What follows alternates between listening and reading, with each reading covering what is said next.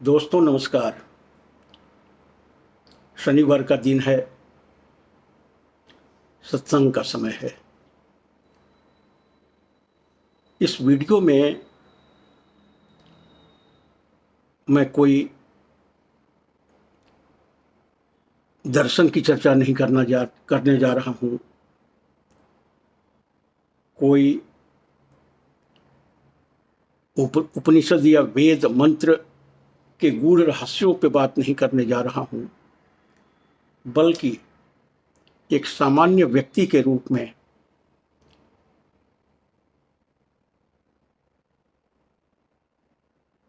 कहने जा रहा हूँ कि जब बिहार चुनाव के मुहाने पे खड़ा है, वोटिंग से कुछ ही दूरी अब बची है, किसे वोट करें न करें, ये लोगों के मन में वैसे तो दुविधा नहीं है, क्योंकि बिहार की राजनीति धर्म और जात की राजनीति है, या यूं कहें कि पूरे देश की राजनीति इसी तरह से तय हो रहा है। आपके नेतृत्व में जो आने जा रहे हैं एमएलए के फॉर्म में, उनमें चरित्र है कि नहीं, उनमें समाज को दिशा देने की क्षमता है कि नहीं, इस पर बहुत कम विचार होता है। और वोट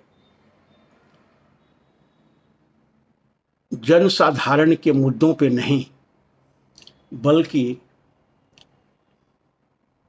जाति और धर्म के आधार पे ज्यादा हो रहा है। ये दुखद स्थिति है। भगवत गीता में एक श्लोक है जो एक नेता के बारे में, एक नेता के नेतृत्व के बारे में, उसके गुण के बारे में कुछ तथ्य रखे हैं।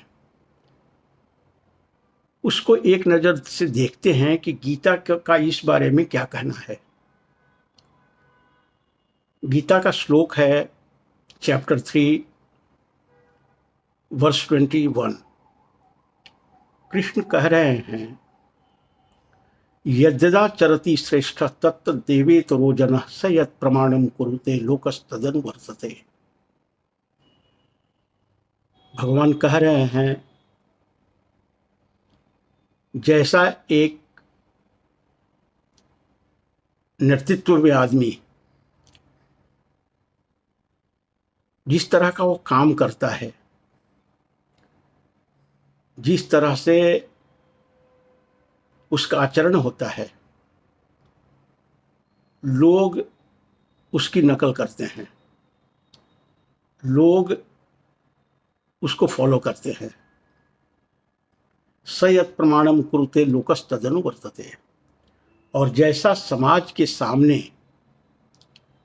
वो अपने व्यवहार का, अपने कर्म का प्रस्तुति करता है, समाज के लिए वो उदाहरण बन जाता है। ये मापदंड है। अब सवाल ये उठता है कि इस तरह का चरित्र, इस तरह का व्यवहार, इस तरह का गुण आप कौन से नेता में देखते हैं? आपके एमएलए के कैंडिडेट में बहुत सारे नेता, लीडर्स कैंपेन में आ रहे हैं, चुनाव प्रचार में आ रहे हैं, लेकिन कभी आपने इस दृष्टिकोण से उस कैंडिडेट को मूल्यांकन करने की कोशिश की है? क्योंकि आपका नेतृत्व उन्हीं के हाथ में होने जा रहा है अगले 5 साल तक। मैं कोई विशेष पार्टी की बात नहीं कर रहा हूं, चाहे वो बीजेपी हो, राजद हो या जनसुराज हो। राजद जो है सो है, और उसके बारे में समाज में बहुत ही एक नकारात्मक छवि है। बीजेपी के बारे में भी कोई अच्छा इमेज नहीं, हम यदि हम एक इंडिपेंडेंट ऑब्जर्वर के रूप में देखें तो। अब बच जाता है जनसुराज। प्रशांत किशोर का जीवन दर्शन स्वच्छ रहा है, साफ रहा है, पढ़े लिखे इंसान हैं और देश भर के दूसरे लीडर्स को वो ग्रूम करते हुए नजर आए हैं, उनका मेंटोर रहे हैं और उनकी सफलता में कहीं ना कहीं प्रशांत किशोर का बहुत बड़ा रोल कहा जाता है। अब उनकी खुद की पार्टी इस चुनावी अखाड़े में है और गुण के आधार पर यदि तौलें सापेक्षिक रूप में तो जनसुराज सबसे बेहतर पार्टी दिखती है। प्रशांत किशोर जो भी वहाँ दूसरे नेतागण हैं उनसे उनका व्यक्तित्व अच्छा है, उनकी छवि साफ सुथरी है, लेकिन सवाल है उन्हें वोट कोई करने वाला है। बरपा में तो केवल एक ही धारा बह रही है और बहुत दिनों से बह रही है, वो है बीजेपी का, हिंदुत्व का, राष्ट्रवाद का। मैं कोई इन वादों में कोई गलत नहीं देखता हूं, लेकिन आपके सामने जो एमएलए आ रहे हैं उनका कोई चारित्रिक खूबी है? और यदि नहीं है तो फिर उस तरह के नेता के बारे में क्यों नहीं सोची जा सकती है जिसकी साफ सुथरी छवि है और इन जो परंपरागत पार्टियों के नेताओं से उसका चरित्र भी ठीक ठाक है, उसकी शिक्षा दीक्षा भी ठीक ठाक है और उनके पास एक विजन, एक दूरदर्शिता है। लेकिन वही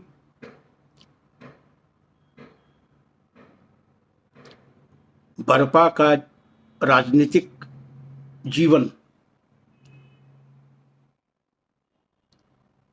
भूत के घटनाओं में फ्रीज हो गया है। कोई उससे ऊपर देखने की ईमानदारी नहीं रखता है। ये क्या बतलाता है? मनुष्य एक विवेकशील प्राणी है, एक गतिशील प्राणी है।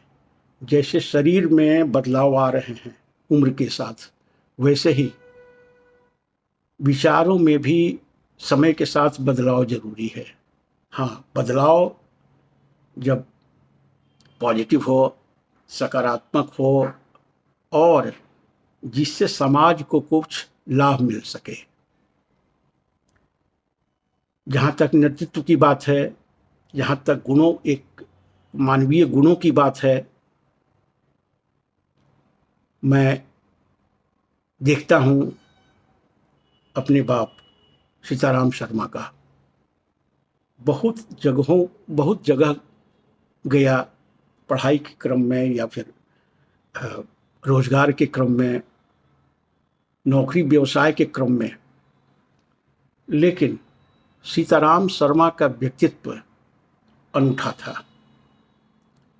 मानवीय दृष्टिकोण से मैं कह रहा हूँ, सामाजिक दृष्टिकोण से कह रहा हूँ। ये केवल इसलिए नहीं कि वो मेरे बाप थे, लेकिन वो नेता तो नहीं बन सके, लेकिन हमारे हीरो हैं, हमारे नेता हैं, और उन्होंने सीख दिया है, हो तो कुछ समाज के लिए करो, नहीं तो यूं ही जिंदगी खत्म हो जाएगी। Thank you so much for watching the video. Thank you.